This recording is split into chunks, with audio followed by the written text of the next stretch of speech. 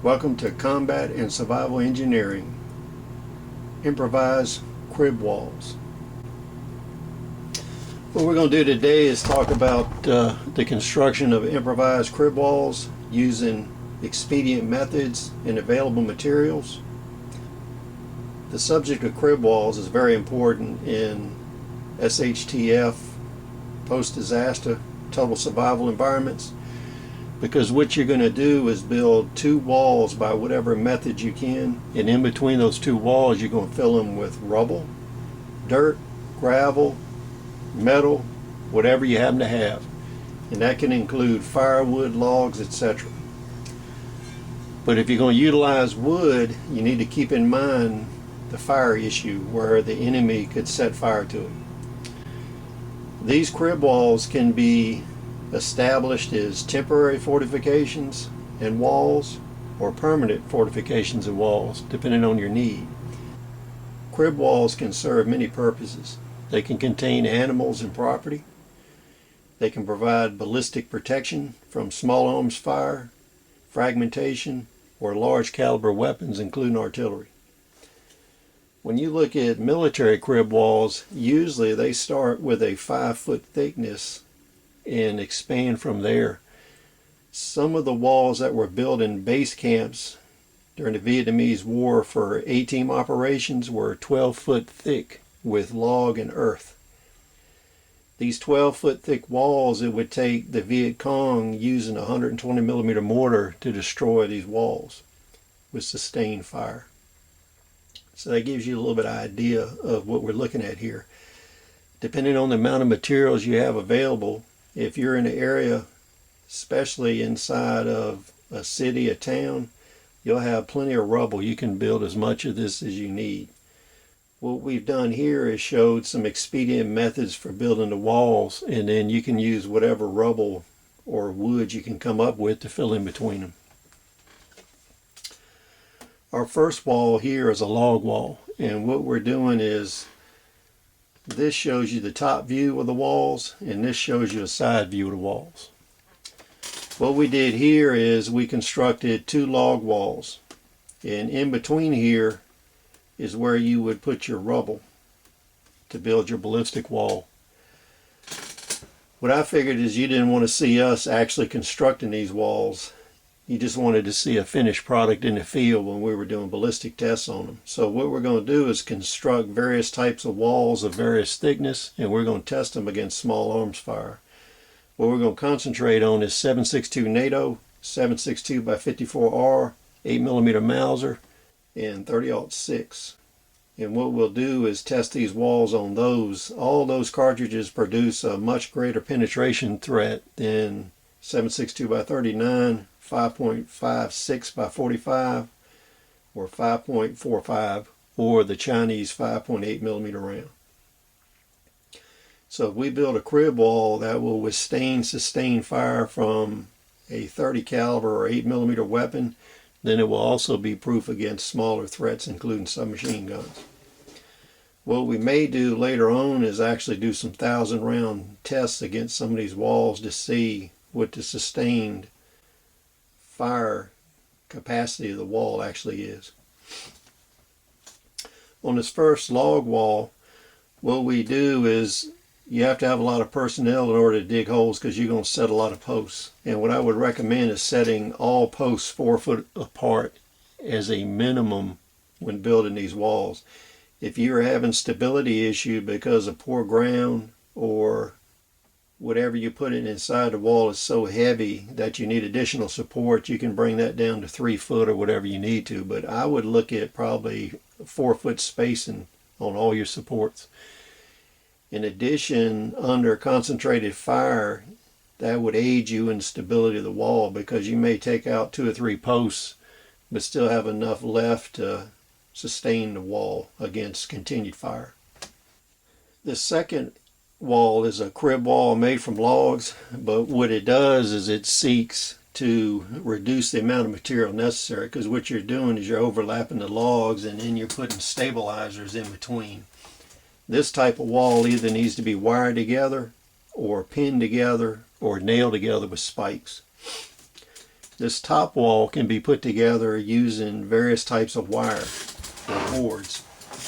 What you would want to do to increase the stability of this over just having buried posts is to wrap wire or nail boards or steel onto these columns here. One way you can do it is figure 8, or you can do looping, or you can take boards or steel and actually through bolt or nail them to the post. This will allow you to build a much more stable, higher wall than you would if you were using unsupported posts. What I would do is come in here and put a piece of wood in here and tighten these. And that way you can screw down this wire and tighten it up as tight as possible and put the wall under tension. And that will help with the stability of the wall. One thing we're going to test is what part the thickness plays in stability, because some of these walls, if they're tall but they're only 1 or 2 foot thick, they may not be very stable, because the 5-foot core adds stability to these walls. If you're building these over soft ground, you're going to need some of the mats that we discussed in our previous video. You may need the mats to access the area, and you may also need to put mats underneath of the wall itself. But one good option this gives you is, since it's open on the bottom, if you're having settlement problems, as the material settles down, you can always add to it. Our last type of wall we're going to take a look at is a metal wire fabric wall. On these you can use farm fence, anti-climb farm fence, or you can use chain link fence. I would use chain link as a last resort because it's not as strong as a welded wire farm fence. And when you're looking at farm fence, the spacing of the fabric here is going to determine what size material that you can retain inside of it. I would suggest that you use the 2-inch by 4-inch anti-climb fence. And that fence has extra heavy 10 or 12 gauge wire top and bottom to help with stability of the fence, versus farm wire that's made where all of these wires are the same size. You're going to need to use a come along to tension this fence just like you would if you were putting it up for a farm field. And one thing I want to stress here, when you're looking at this, you want the wire on the inside of the crib here, because what will happen is your force will be expanding this way, so you want to use the posts to help stabilize that. But let's say you had an existing farm fence here and you needed to use this as a crib. What you could do is come along here and nail 2x4s on here to help stabilize the wire. And then lastly, we have a crate over here. You can do crate cribs also. If you're in the city, you may have access to crates, junked automobiles. All of these kind of things can be filled with rubble in order to provide fortification. You can build rubble walls out of crates. One really good use of these is for vehicle checkpoints, where you can take the crate, move it into position, and fill it with whatever you have. Now, going back and looking at this, the log crib is suitable for soil, gravel, all types of rubble, because the spacing in between the logs is small enough that it will withhold anything. This particular type of crib with the open sides is only suitable to large rubble. What you could do is line this area in here with large rubble, and then use smaller rubble in here on the interior. But you need to keep in mind, you need to build these to suit whatever rubble material you have in your area. This is an example of the kind of fence that you want. This is 2-inch by 4-inch space anti-climb fence, and it has heavy gauge upper and lower wires that are a lot heavier than the others. This is a heavy duty farm fence. It's anti-climb wire. This will do a really good job in holding various sizes of rubble debris.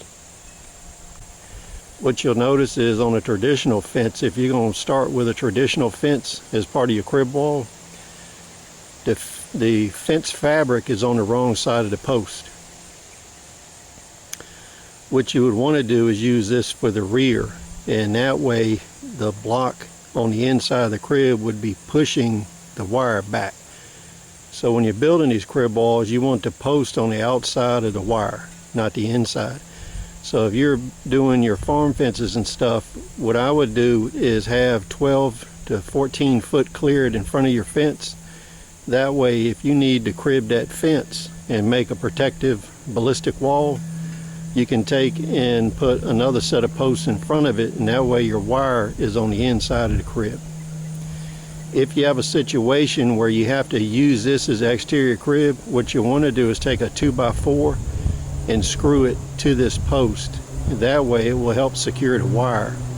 And then what you may want to do is, since this spacing of this wire is 8 foot apart, you may want to take a T-post, which you can drive by hand, and drive it in the middle here at 4 foot, and that would help to reinforce your wire fabric.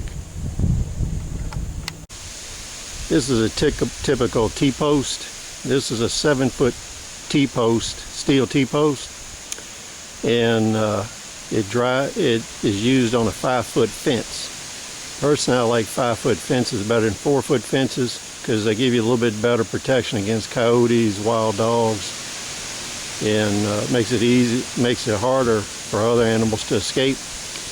This is the same anti-climb wire, the 2x4 inch grid. And this is just showing you where you can use a T-post to erect this. What we're going to do is wire together T-posts in a crib, because you can set these T-posts using a post driver by hand instead of having to dig holes. So that would greatly improve the speed with which you could erect a crib wall.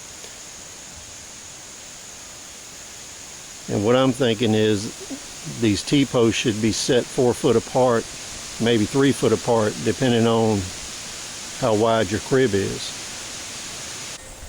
Here we have a surplus shipping crate that I received some inventory in. These can be used as portable cribs. You can move these around if you need to harden something, or if you live in an industrial area, city, where you have access to factories or shipping centers. A lot of places will give you these crates in order to get rid of them. You can move these crates around, set them down, and fill them with rubble, dirt, gravel, whatever you need. You can use these as a crib wall themselves, or you can use it to reinforce cribs or structures. You could set some of these and use it as an entry control point. You could take 4 or 5 of these and set them around on a driveway or a road and make you an entry control point. And this would give you protection and also serve as a vehicle obstacle. This spade post is an example of what you don't want to use unless you absolutely have to. These bend very easy and don't have a lot of weight carrying capability. And you can look at them, they're a wide spade. The T-post is much stronger and more secure. The other thing is these take a bigger driver to drive. You need a 3-inch diameter driver to drive these, where you only need a 2-inch driver to drive the T-post. So if you have to tote the driver any distance, it's much more difficult, it's much heavier. But what I would do is advise you to get a driver where you could drive any type of post. You may be using chain link fence components. Chain link fence posts could be used as a crib also. Your consumer grade ones are pretty poor because they're so thin. They're Schedule 40. If you can find commercial grade Schedule 80 chain link fence components, that would be superior. Let's talk about building a crib wall as a protective wall at your compound or your ag operation. And let's look at an example here. What we've done is in here, this is all green wooded area. You have a stream running through here, then you have another wooded area, and your ag operation is here, your main compound, and more ag operation back here. The good thing about improvised methods is it can lessen the amount of work you have to do and how much materials that you have to transport. So let's say that we've decided we're going to make a 4-foot thick wall, and what we're going to do is it runs completely around your compound, and we're going to use this for retaining livestock and also for providing ballistic protection. So what we've decided to do is incorporate some fighting positions here, here, and here, where we will thicken the wall or use crate cribs or log bunker construction techniques to reinforce the wall and give us fighting positions. Now, since we're in the middle of an open field here, we don't really want to haul logs or anything out there. So what we may do here is utilize our metal T-post in this area, and we can have a crew that hand drives those in the ground, and we'll use our farming fence as part of our defensive line. And let's say our farming fence comes along here, runs on the edge of the woods, comes down here, and then it goes like this. So we can actually incorporate our existing farming fence that runs through here in our defensive line, and what we would do is build another crib wall in front of that fence, and then we could fill it with rubble. Now, the other interesting thing is, since we have a creek running through here, this is low soft ground. So the T-posts would be the easiest to place in there, because you would have a hard time digging holes to put posts in if they continue to fill up with water or they're mud. But you could take a 7-foot T-post and drive it into boggy ground there, put your fence up, and continue on your way. Then what we could do is, as we moved in this wooded area, we could switch to one of the improvised log crib walls. You don't have to use the same construction methods on this wall. You can change it up to whatever is easier or available. So in this area, what we would do is come in here, and as we cleared this area open, we would take the logs that we were cutting to clear and use them to build our crib wall. And if necessary, if you didn't have a rubble type of material that was fireproof, you could use logs or firewood inside your crib to give you ballistic protection. But one thing I want to tell you is, anytime you're putting fence up, or you're building a crib wall, or you're constructing anything, what you're going to want to do is come in here, and you're going to want to have at least 12 feet cleared in front and behind. That'll do two things. That'll allow you vehicle access on both sides. You may not have a backhoe now, but you may have one later. Or you may need to access these areas using mats with pickup trucks or whatever type of transportation you have, whether it's carts, animal driven, in order to get your rubble to these walls to construct them. If you don't have a lot of materials at the beginning of your construction, you may want to build a crib wall that's 2 or 3 foot thick, because you can always come back later and add another set of posts and wall behind it and add material in. We'll look here at an example of a double log crib wall, where we're filling in here with rubble from destroyed buildings. What you want to do is have a minimum of 12 foot on each side. And I would recommend here that you increase that to probably 20 feet. The reason is, you can get in and do repair work, and if you don't have a lot of materials or time, and let's say you make a 2 or 3 foot wide crib wall and you decide that you want to add to it later, you can always come in here, if you have the additional room, and put in additional cribs to thicken the wall. So you may have 2 foot here and 2 foot here that you add later. The other thing is, if you have an attack and this area here is damaged, it may not be safe for you to come out here and do repair work. What you may have to do is all your repair work from behind, and if this wall is destroyed, let's say that this has been blown into here, it would be easier for you if you have the room to come back here and you can put supplemental cribs here and then build you another crib wall through here and fill this area in from behind. That way you don't have to expose your personnel in the front. So that's something to keep in mind. I would definitely have a minimum of 12 foot in front, 12 foot in the back, and if possible 20 foot in the back. That way you can access the area for defensive purposes, repair, or maintenance. In the future, we're going to construct some of these walls and test them with the MG42 and some other automatic weapons and see what they'll actually withstand. Please rate, comment, and subscribe. See you on the next video.